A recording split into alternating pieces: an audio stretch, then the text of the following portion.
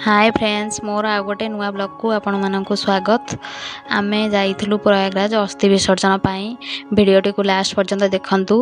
केते टका कोन खर्च हला, केमिति जाइथिलु, कोउथरे जाइथिलु, आउ सेठी काम केमिति कोन हेला सब आपण देखिया मिलिबो। वीडियो लास्ट पर्यंत देखंतु। एठी आमे पहुंच जाइथिलु 11टा पाखा पाखी।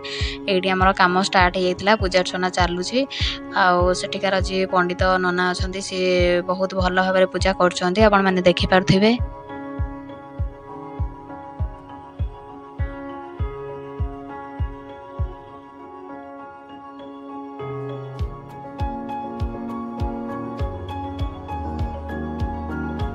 एटी आमर पूजा पूजी ऑलमोस्ट सरी गला, तो आमे पुणी सेठी अस्थि विसर्जन पाई प्रयागराज जंक्शन को जाउछु, जोटारे कि गंगा सरस्वती जमुना तीन नदीर मिलन स्थल देखि पारुथिबे। सबु डंगारे जिबा पई पड़िबो।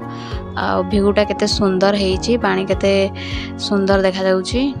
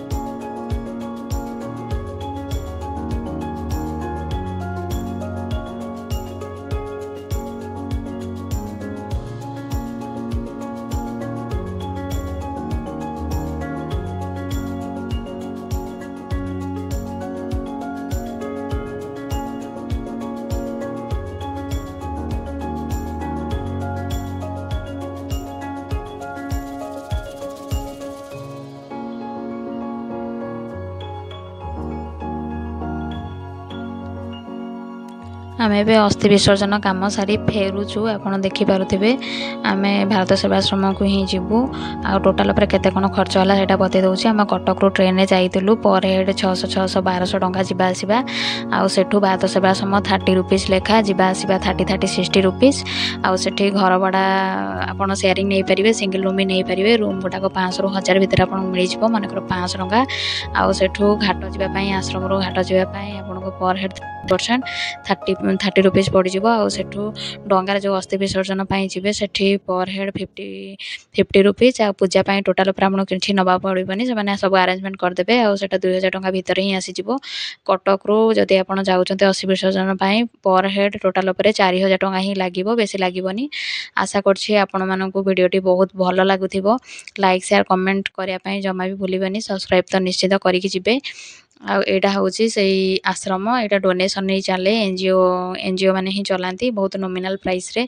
से माने आपन को सहयोग करदेवे जावा आसवा पाई। जगटा बहुत सुंदर है।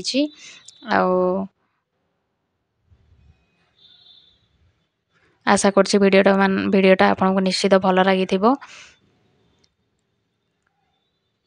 Subscribe for more. Thank you.